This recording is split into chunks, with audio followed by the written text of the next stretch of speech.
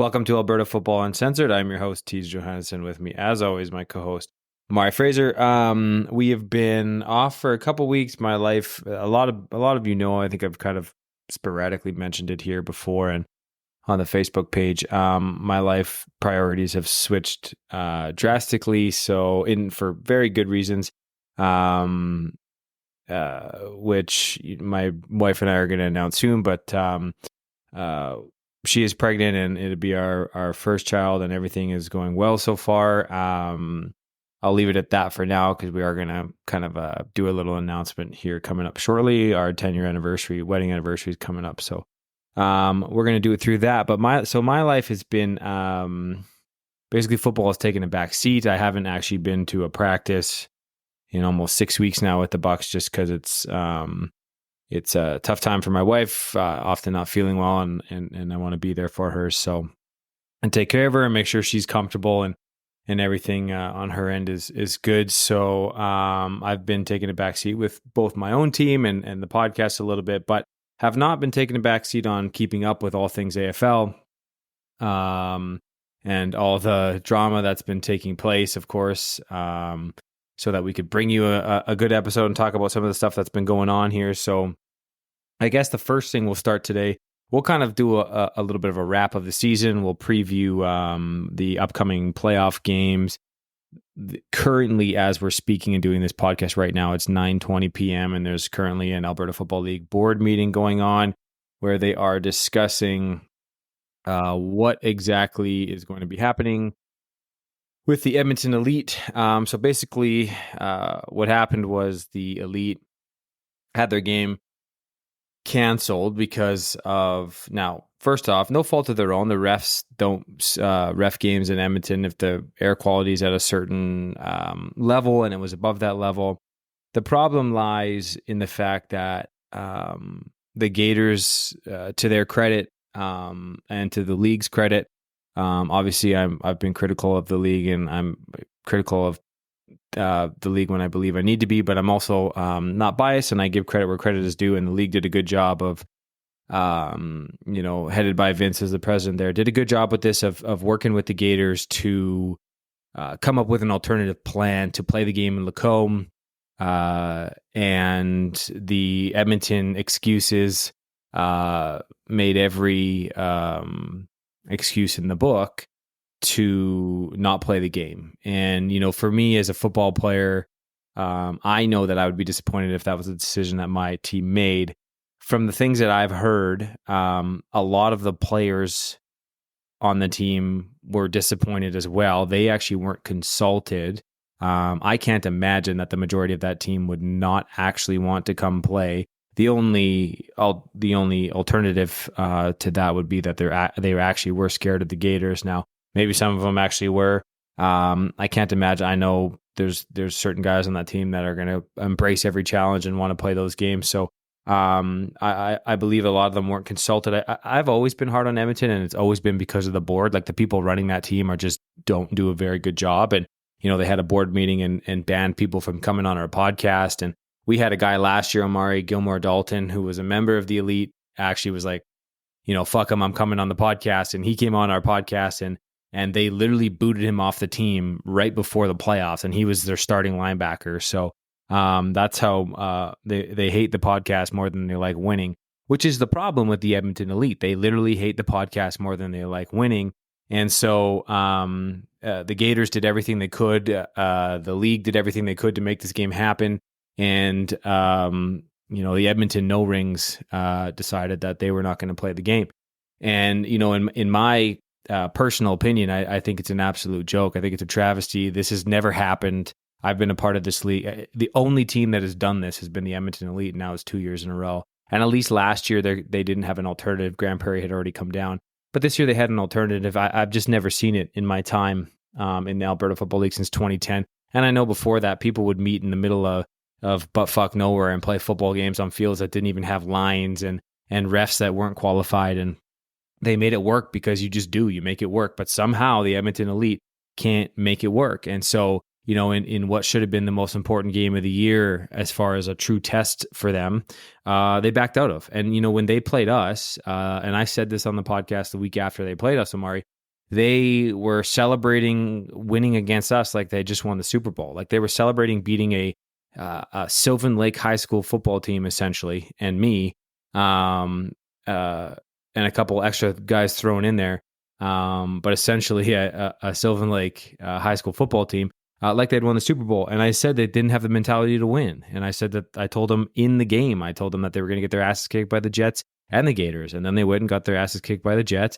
And then they went and they decided they didn't want to play the Gators, even though they easily could have done it. And what I found hilarious was on the Facebook forum, Vince had posted the distance between Edmonton International Airport and Fort Saskatchewan compared to the Edmonton International Airport and Lacombe, and it was like a 10-minute difference.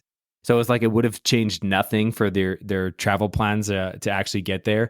The refs were ready to go, and the only reason the game didn't happen was because the Edmonton Elite Failures just couldn't decide or couldn't convince themselves that they wanted to play and get their asses kicked in Lacombe. So, I mean, that's the only thing I can think of.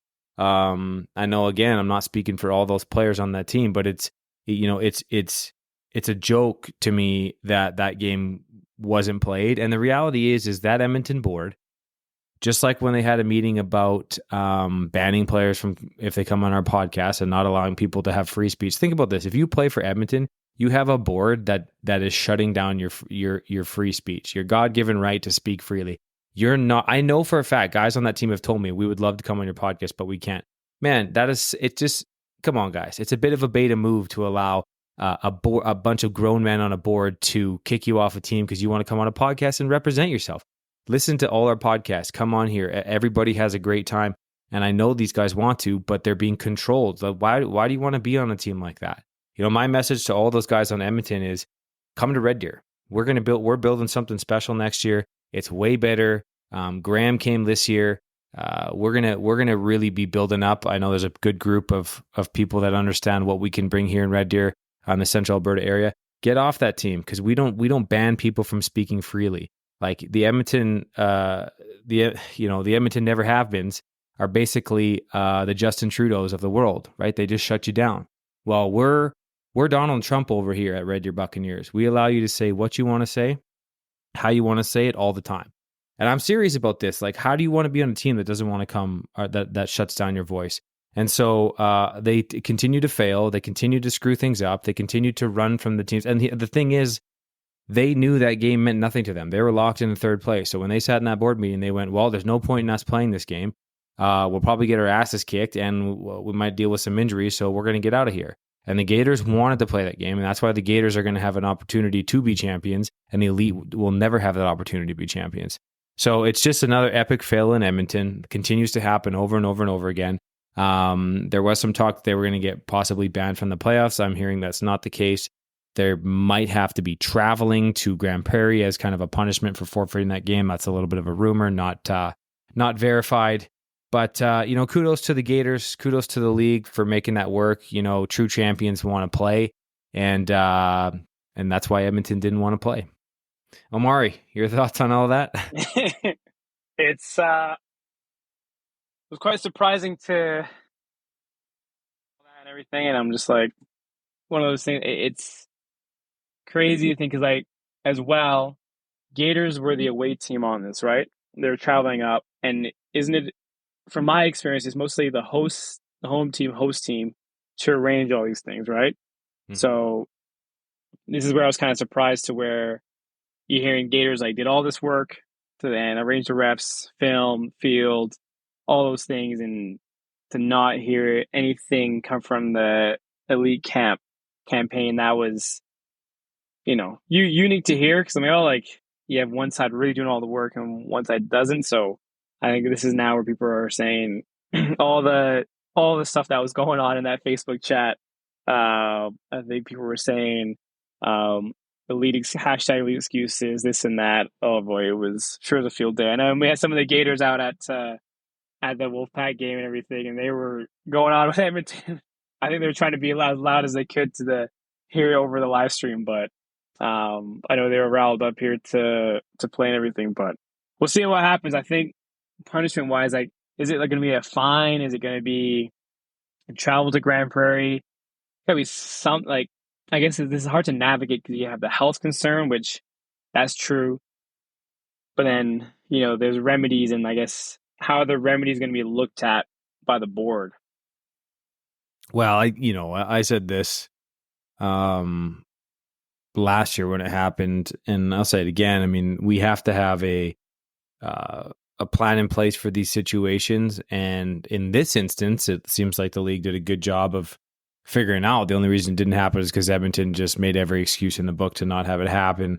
And again, I believe that a lot of the players weren't consulted, and so again, if you're playing on Edmonton, we've got a better situation up here, and I'm going to be harping on that for every podcast that we do from now on, because it is important to be able to have fun playing football and have pride in the team you're playing with. And I don't get what's going on down there. It's a board that seems to be in it for themselves, and it's disappointing because I know some of those guys, but and I think I like some of those guys, but collectively that group is just not doing a good job. And I mean, they should be the best team in the league every single year. They got 1 million people in their city, multiple football teams. It's just a joke. So they continue to suck at everything they do. They'll continue to never win.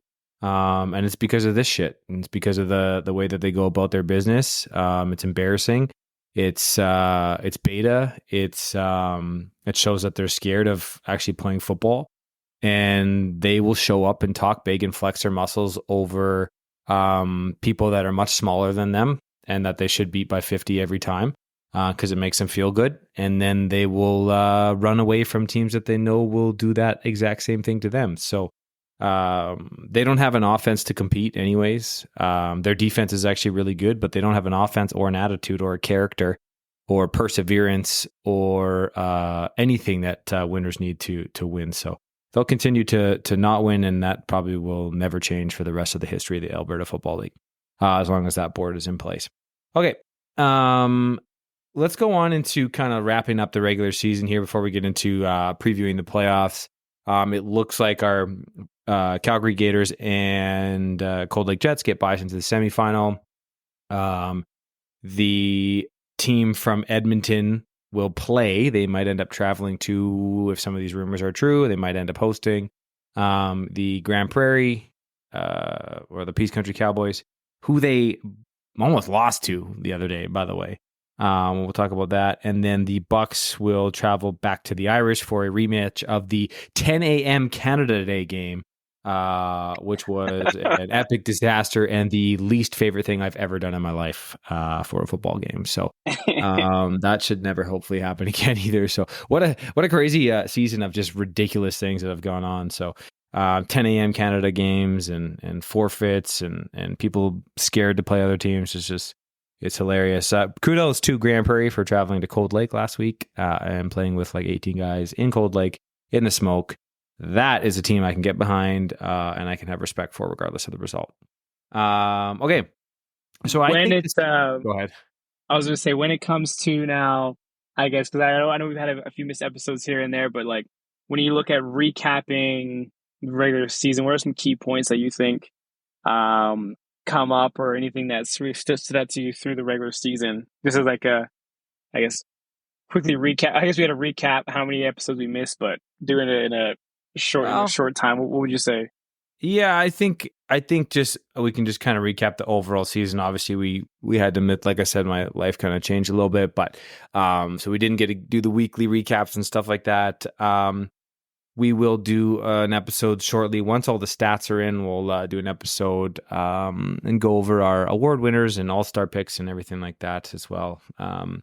But yeah, no, I think if we just kind of go back to what we thought at the beginning of the season, first of all, these seasons just fly by. I don't know if anyone else realizes this, but all of a sudden it's over, right? It just seems crazy.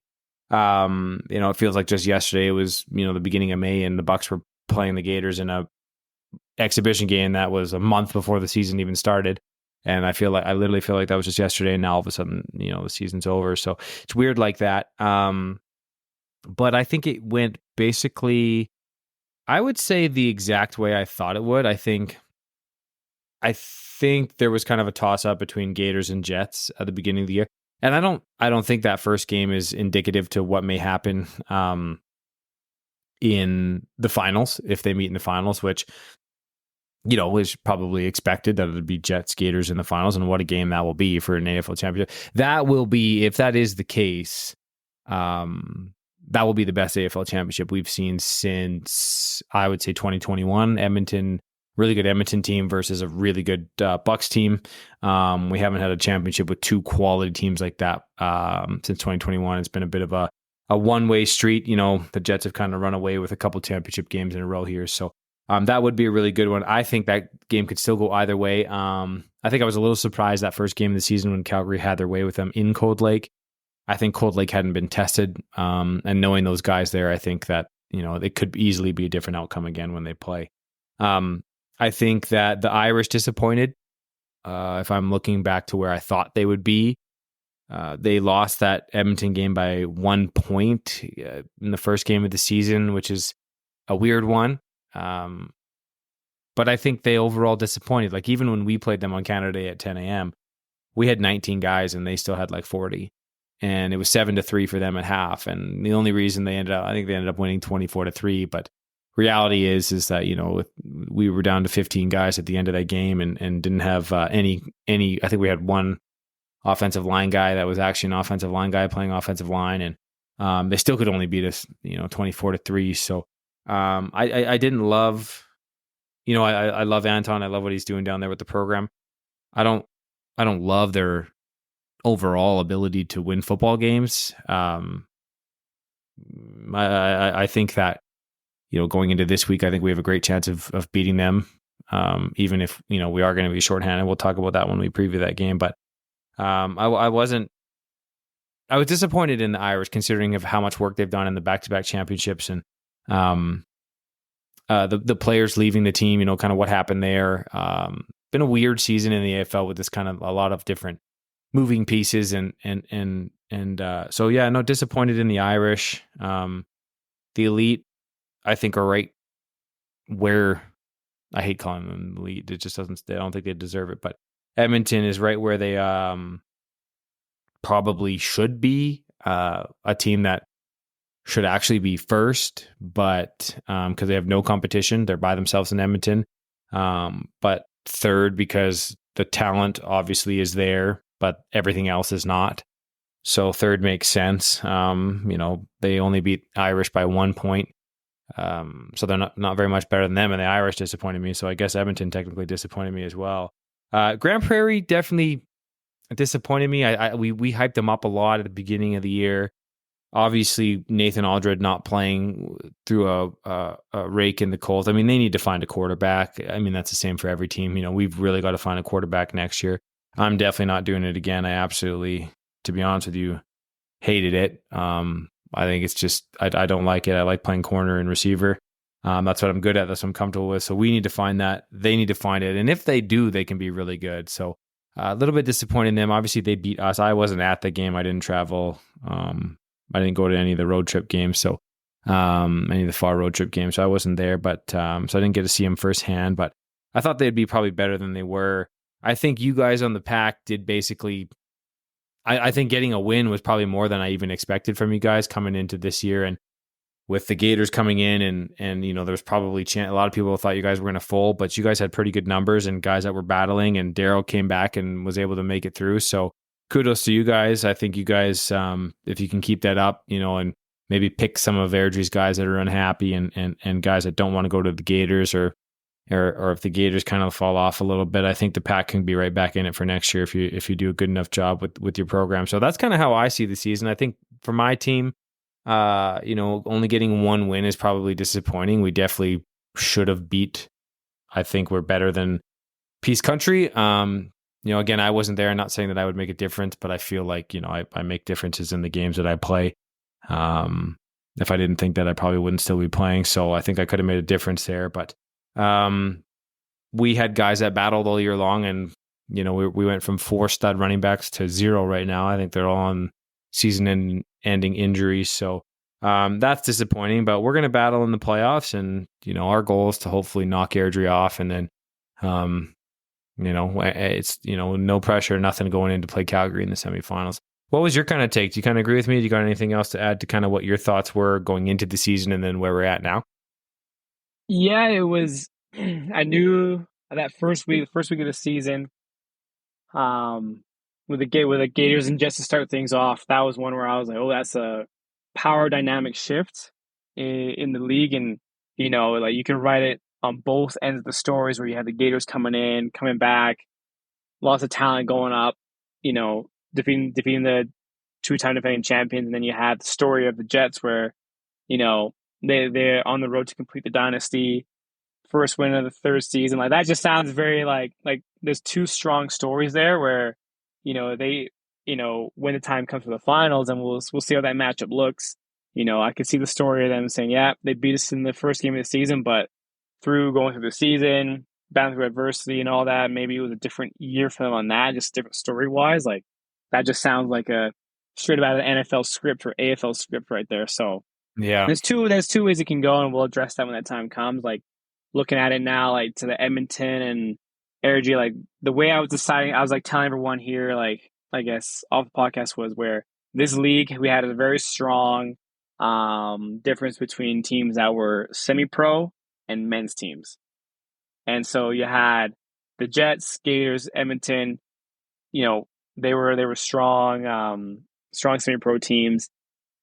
Then you had Bucks, Cowboys, and Wolfpack being the like men's teams, and Airdrie having those moments where they were semi-pro men's, and like I guess it kind of worked out to where they're in that middle spot where it's 3-3, had this, there's some great flashes, putting up points, great defense, all those things too, where it's up and down. Nothing to knock anyone, just like when you compare like each team, because then you look at the scores to where no one's scoring the Gators, and then Wolfpack coming, we scoring, like all those stuff. Like it was definitely a interesting time to see, but I think this was a year where it elevated. This is an elevating year for the league because now power dynamics shifted, higher caliber athletes, teams now knowing what's heading to. Like for us as Wolfpack, yeah, we went 1-5 and everything, and now just seeing how the landscape is, like, all right, do we all like? One thing now I'm telling everyone here is like, do we all see now what we need to compete with and go against, and like we need time now to prepare and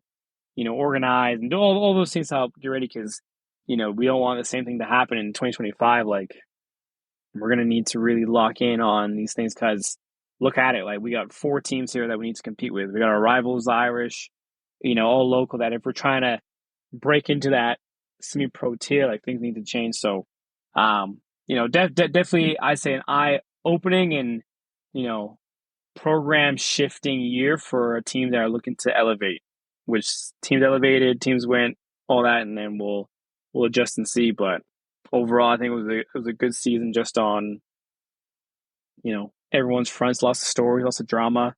We all love our drama, so I mean, we'll take it on and roll with it.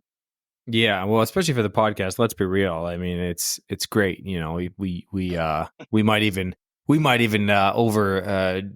overdo things a little bit just for the podcast's sake. So you got to drive the listeners, right?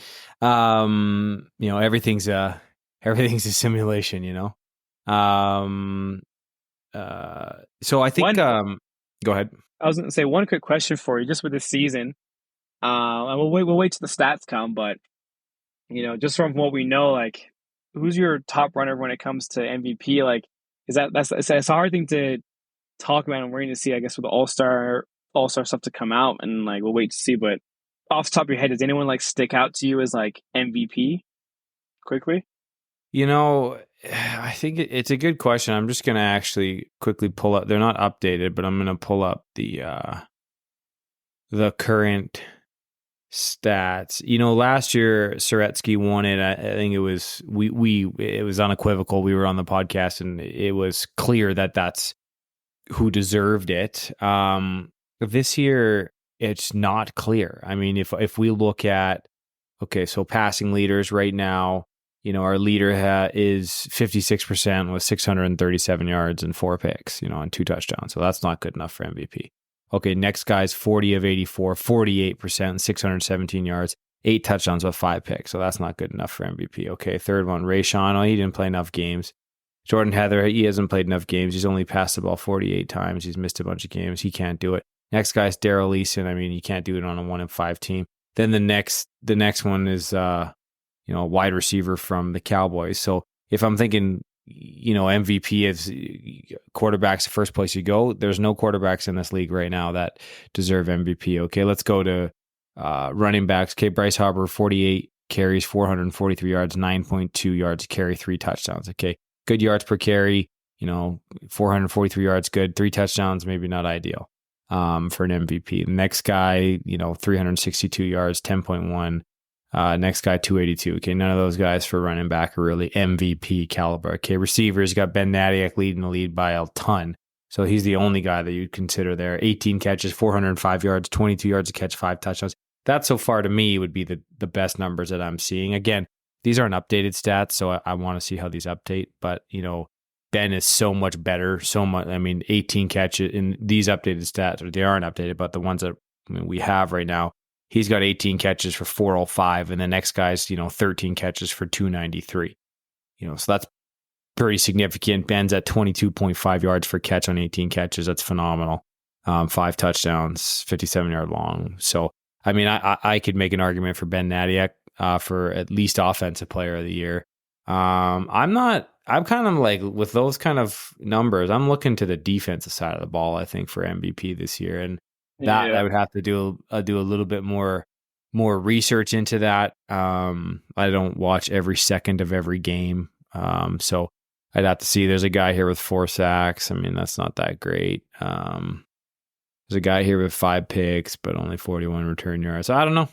It's been kind of a weird year. No one is really, standing out the way that Soretsky did last year. Do you have a thought at all about that? It's a good question. I just don't really know the answer. No one's really standing out. Ben Natiak might be the closest one. Yeah, we're gonna have to wait and see what when everyone updates their stats. I know for Wolfpack we have to send ours in and all that. And it's a tough, because you got years where players took on different roles. Like say for Soretsky, like last year he was literally a third of the offense for Wolfpack, where I think like his passing yards are like a third of Daryl's. So that was something where it was literally like Alex Soretsky's third, the run game, and every other receiver on the team. And so everyone was like, yeah, he's got it this year. He still put up points, and you can tell he's in a different role where he didn't need to take on the load, got spread around, it showed on the Gators. You got Daryl, who last year was offense MVP. This year, I guess, more part-time, just with things that I know he was working through. Heather, when he shows up, puts on a show. Again, part-time there. And Rashawn, I think, if anything, Rashawn was actually going to lead that MVP run there, with how he's coming back and playing, getting the groove of things. It's just unfortunate he had the injury. So there's a lot of that, to where there's, no one really stood out there. But we'll have to see what it comes to, and when the stats really organize there, and see and go from there. Because I think you're right in looking at on the defensive side, because you got some guys who put up I know for the leading tackler right now, number 41 on Wolfpack, Emmett Smith. He's an 18-year-old who just finished up high school and coming to the league, and he had a great time tearing it up, and just putting his hand in everything. I know we have some Wolfpack, we have some good tacklers and all that. So I don't know. We'll figure out and see. But definitely one thing I wanted to ask you, and then as well for all our listeners, have that conversation on seeing who it is, because the votes are going to happen here soon and everything, and everyone's going to have their say in this and that and all that. But it's a tougher to decide, and I love to see the comment chain when we post this up, to see what people think on who do you think their MVP should be for the league. Yeah, I think you make a good point with Rashawn, looking at his stats in limited games, 29 to 61, 48%, 555 yards, 7 touchdowns, 3 picks, sacked 3 times. So he was on a good pace to definitely be the leading passer in the league for sure. It's unfortunate, obviously, what happened to him. I'm wishing you well, brother. I know you're listening. But yeah, I think it's a good question, and I don't. No one really stands out, so that'll be an interesting conversation. I think I think that there will be some heated debate on that. But I don't think anyone's really stood out. So that'll be interesting to see Yeah. how that kind of comes out. I I mean, Go ahead. well, one last thing I'll say. I mean, I could get QB, I could get QB MVP. Like I had what my passing rating here. Let me just look at it: 131, one completion, one attempt, 100%, 6 yards for a touchdown, and one sack. I mean, that efficiency is unbelievable. 1-on-1 for 6 yards and a touchdown. Yeah, uh, 131 rating. That's why the quarterback rating is ridiculous. You know, one pass and 131 rating. Yeah, I know you're right. uh, Yeah, it's a tough year, so maybe you can. oh You're boy. ridiculous. What Cool. was you wanted to mention there? Oh man, that would be hilarious. I hope they give it to you.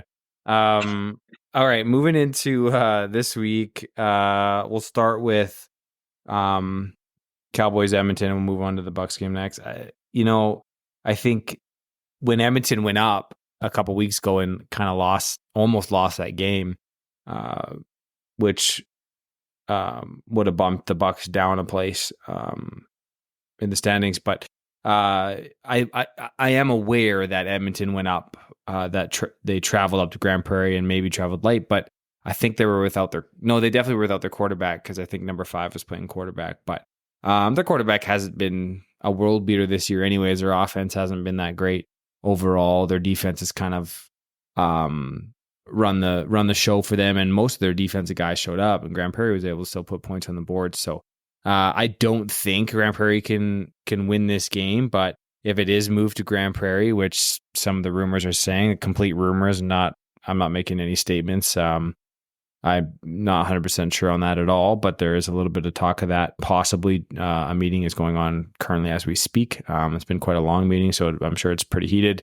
I don't think Grand Prairie can win that game, but it would sure be hilarious if they did. It would be great for the podcast, because I would get to come on here and talk even more shit about Edmonton losing to Grand Prairie in the first round of the playoffs. So I hope they do. I don't think they can. I think Edmonton's defense is just too dominant, and Edmonton will get their asses kicked in the semifinal.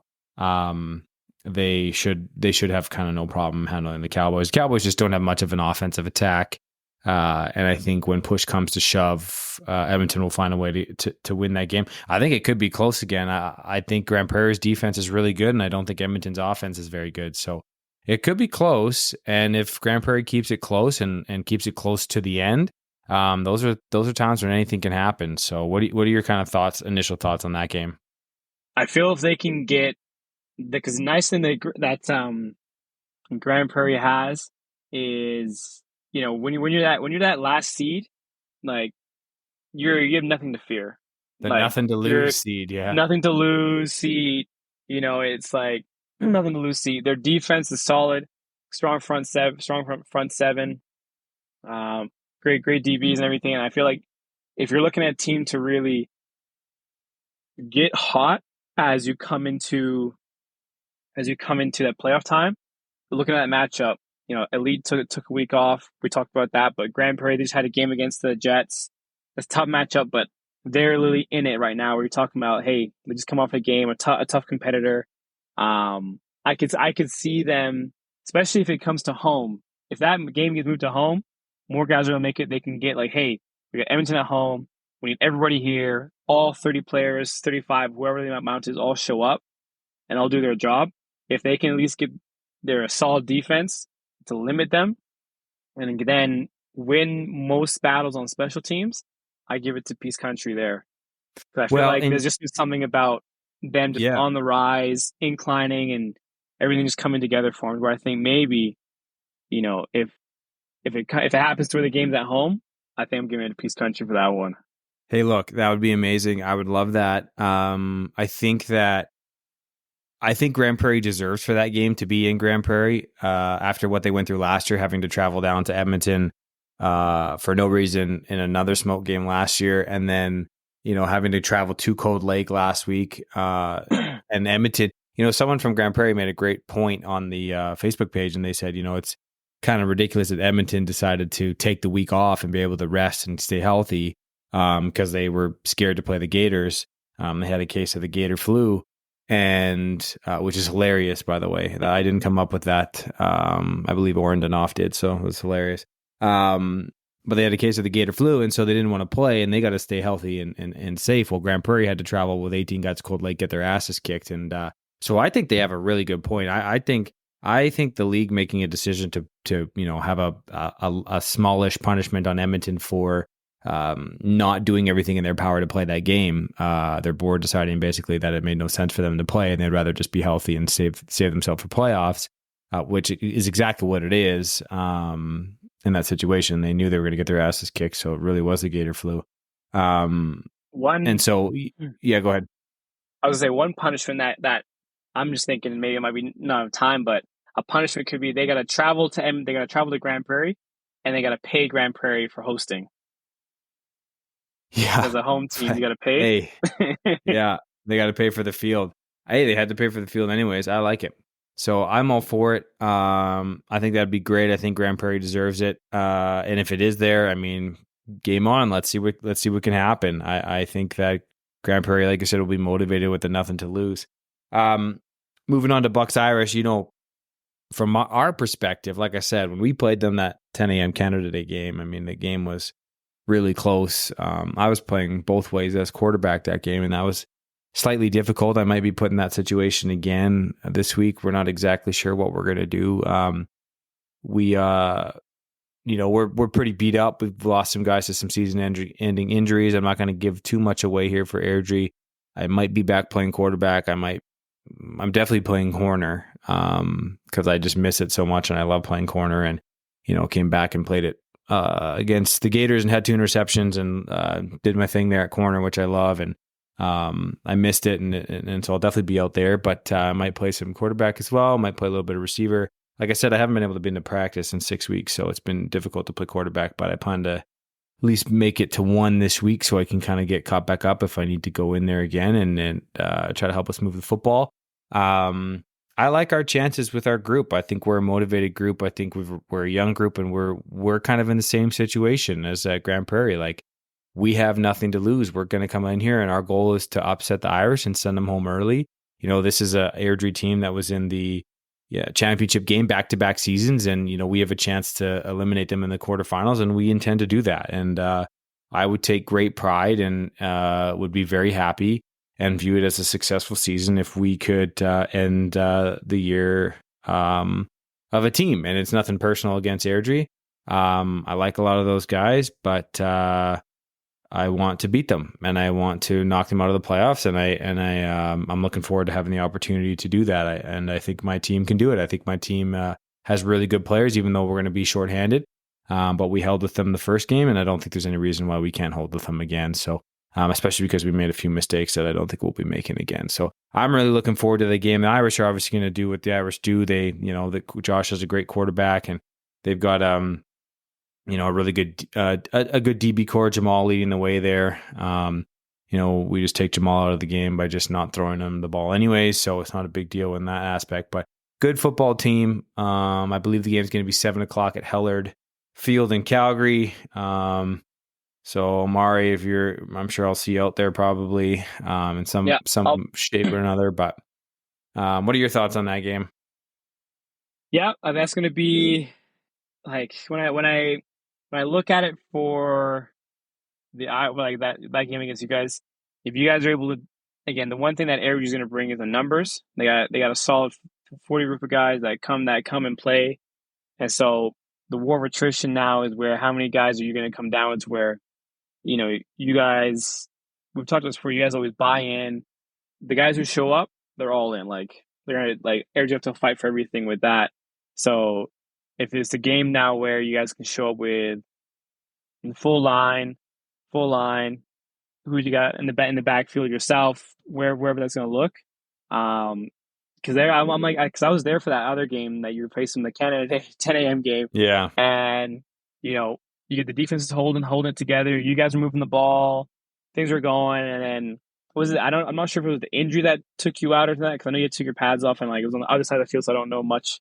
But I might need to share some details there. But that was a game, too, where I felt it felt too close, where I'm like, it was, like, battling close, and I felt you guys were going to stretch away. And then things like that happen, and then I was like, okay, Irish going to walk away with it. So it's not going to be a walk in the park. And I'll say this to where if you guys come with numbers, Bucks walk away with that. If you guys don't come with the numbers, Irish walk away with that. Yeah, I don't think we'll come away with numbers, but we'll see how it goes. I think we can still get it done. We didn't have numbers that first game either, but what happened in that game was I actually got kicked out of the game because I kicked a guy in the face. And here's the thing, okay? The only other time I've been kicked out of a game, it was in my first or second season.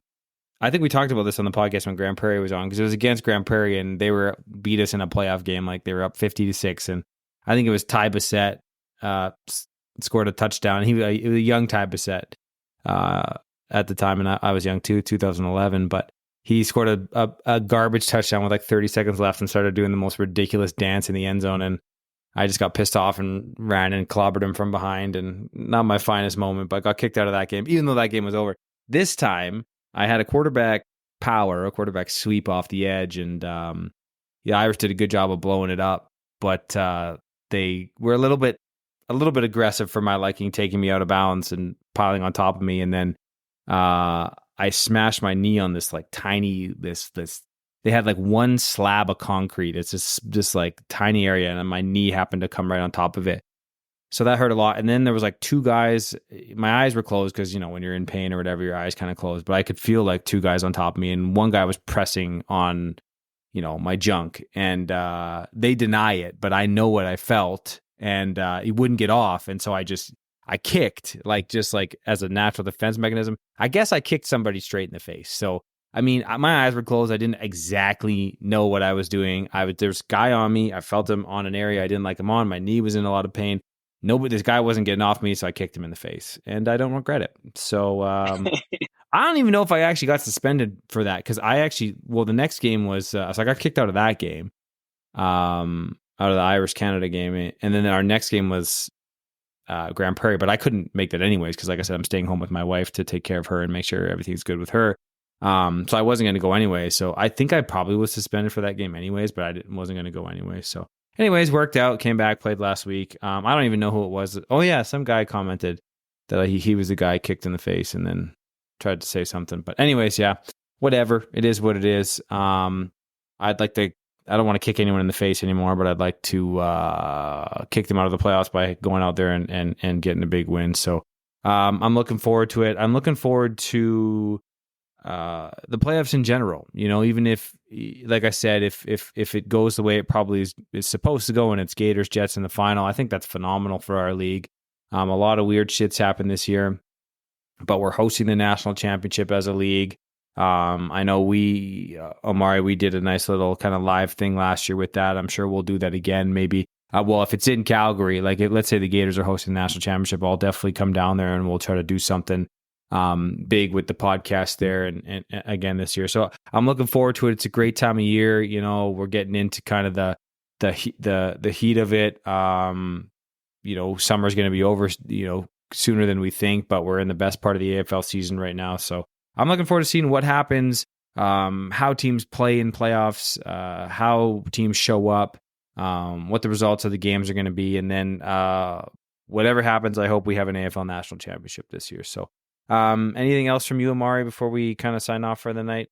No, everything's pretty straightforward here with us. Wolfpack, we're done for the year, but it's back to the drawing board and assessing and seeing what we can do. When I looking at the podcast front of things, we got some exciting stuff coming up. Like we're going to be doing a episode with a rep from Team Canada on the senior men's side. That's also an exciting time as well, and in our season, and then call it a lifetime too, just with where there's going to be trials for the senior men's national team. Where I know the junior side happened, where there was the 100 Canada to 102 to Brazil. But we're going to have that here. So that's going to be exciting to see now with that and having a conversation there. We're planning to have someone come on from the Power 5 out east side just to talk about what happened there. That'll be fun.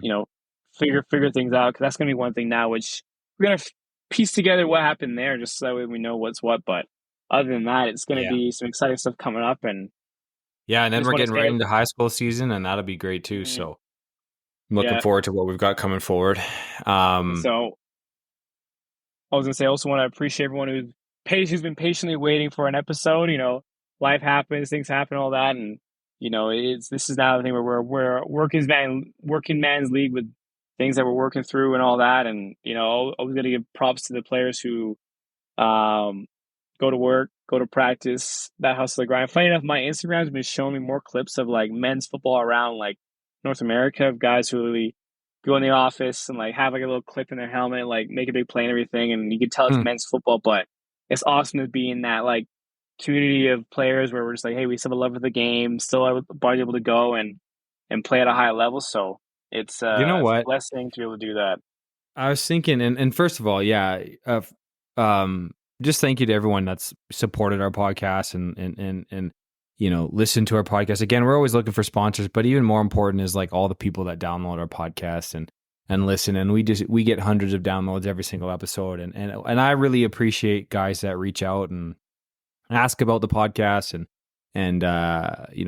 tell me, and I'm sure you get it, Amari, like tell me how much you guys enjoy listening to the podcast. That does mean a lot to me, and I'm sure it does to Amari as well. Like we put a lot of time and effort into this. Again, it's not easy to always find time to do this, but we really, the response we've gotten over the last year doing this podcast has just been incredible.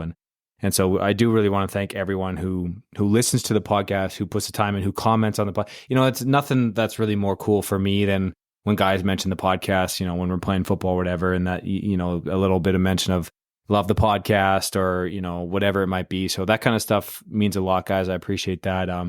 What's funny, a lot of the shit talk I get is podcast related, so I love that as well, Yeah. right? Like the Irish had an audible, and they were like podcasts, and I thought that was pretty funny. So Yeah. I love that. I love that shit, guys. Keep it coming. Shit talk me all day about the podcast because I know it's all in love. I know it means that you guys listen, and if you listen, you gotta like us a little bit. So I love it. The other thing I get shit talked a lot about is my golf game. I don't know why, because first of all, none of you have seen me golf. Second of all, I do talk about golf a lot. And third of all, I could kick anybody's ass at golf that is listening to this podcast. I challenge anybody to a game of golf, match play, no strokes, no matter handicap. We play straight up. My golf game is just unreal right now. So stop talking about my golf, but shouldn't talk about my golf game because nobody actually knows. TJ from the Irish, him and I are going to get out golfing soon. So he'll be like one of the first guys in the AFL to actually see me golf and to know that I'm not full of shit. I'm actually pretty good, and I'm getting pretty good. I won a tournament the other day, a singles tournament, the other day, on a tour called the Alberta Golf Tour, which was pretty cool. I was pretty stoked about that. So, I appreciate you guys for listening and for the shit talk and talking about the podcast and all that stuff. And we're going to hopefully be able to get back to it. My wife is moving into the second trimester, which according to my research, which by the way, I'm sure a lot of you guys who've had babies and are dads now understand the amount of research you end up doing when you find out your wife's pregnant about all the different things and how to best manage it and help and because I can't help with a lot of the sickness stuff, but just be there for her. So she's apparently the second trimester is supposed to be better, which means hopefully I'll have some more time to make sure we're pumping out these podcasts, which we should, because like I said, we've got Team Canada coming, who also happens to be a member of the Edmonton Elite, which is kind of hilarious, but he'll be on in a Team Canada form and not the Edmonton Gator Flues form. But and then the Power 5 is very interesting because I'm interested on a personal level what happened there. And then I'm really stoked to get into high school season. My high school team is a provincial championship contender in our tier this year. So I'm really excited to get going and coach up my defense for that and get going on that. And then the other thing, I was thinking, I don't know if I know D'Angelo Mayweather is in the, Daniel Sparks, as he's known as well. Not exactly sure what he wants to go by all the time, but he's in the acting business and he kind of understands, that. And I think that we should find a way, and whether it be a Netflix documentary or some sort of somebody who's interested in putting like a documentary together of senior football in Alberta. I think that would be just phenomenal, right? Like the amount of storyline, like look at all the fucking stupid drama shit that we put on. it's a mixture of Desperate Housewives and Friday Night Lights up in this bitch right now. So I think that a Netflix documentary on the AFL would be just absolutely phenomenal. I think people, you look at something like Last Chance U. This is like Last Chance U, but kind of like on steroids a little bit. So because like guys are actually literally on steroids. So and we don't test in this league, so who knows who's on what. But I think it would be phenomenal. So if anyone's got any connections to like filmmakers or people that might be interested, I think it would be an absolute hit, even if you like put it on YouTube. I'm just going to start spamming Netflix and pitching the idea of like, come to a Last Chance U version of, Alberta. Even if you pick a team, I'd obviously want it to be my team because I think it'd be amazing. But if anyone's got connections with that, I think that'd be phenomenal to do. And I think it would be just great TV. And of course, you've got, all the automatic content with practices and games and road trips and all the fun stuff that comes with that. So if you're a filmmaker or know someone that is a filmmaker, get them to reach out to me and maybe we can work something out and put something cool together. I think that'd be pretty sweet. All right, Omari, if you got anything else, go ahead or send us out. Hey, just appreciate everyone tuning in. It's good to get back in the saddle, and it's been fun to have a fun season. It's been one that grateful to come out healthy on, and go. Like I have to get my blessings there and everything, which I always thank the football gods and and all that stuff, and everyone can do that on their own. Make sure you hydrate, get your sunscreen lotion, especially with it being hot now. Maybe your N95 mask because it's so smoky out right now. I think we're in that season of smoky season, but playoff football. I want to get a mosquito in my car. Got your ass. Oh, hold on. Omari, we've got breaking news. It's not going to be breaking because this will probably be by the time this podcast gets out and you get to this point, you probably already heard. But right now, just found out it's 10:10 p.m. The AFL meeting has just ended, and the Edmonton No Rings. I have 4 different names for them on my paper. I got the Gator Flus, the Excuses, the Never Have Beens, the No Rings, and the Elite Failures. The Edmonton Elite Failures have lost their home playoff game and will travel to Grand Prairie as punishment for forfeiting. So that is the official league position. You'll probably hear about it on the Facebook forum before you hear about it on the podcast, but it is 11 p.m. and that has just been passed down. So Edmonton will be traveling as the 3 seed to Grand Prairie as the 6 seed. I think that is a justified decision. I think Grand Prairie deserves that. That makes things really interesting. Apparently there's a decent sized financial penalty involved as well. Any player suspension missed from this game moves forward as well. I don't know. That's just the message that I'm getting. It's edited, so I don't really exactly know what that means, but just breaking news, Edmonton, No Rings have lost their home playoff game, will not be playing at home, and will travel to Grand Prairie for round 1 of their playoffs. So that's that. Cowboys, saddle up. Saddle up. Get the horses, get the lifted trucks. Hey, they're pumped, man. That's actually crazy. That is actually crazy. So, I mean, that throws a wrench into things. That is that's a first in AFL history. Damn, that's crazy. So, hey, this goes to show you should have just played the damn game, Edmonton. So now you fucked yourselves. And if you lose, I'll just play the world's smallest violin because I don't give a fuck. So, all right. Well, that's interesting way to end the podcast. Thanks again, guys. Thanks, Omari. And we will check in probably in a couple of days. Hopefully we'll get Team Canada in this week. Let's work that out, Omari, and we'll get him on either Wednesday. Actually, it'd be a good day if we can get him Wednesday.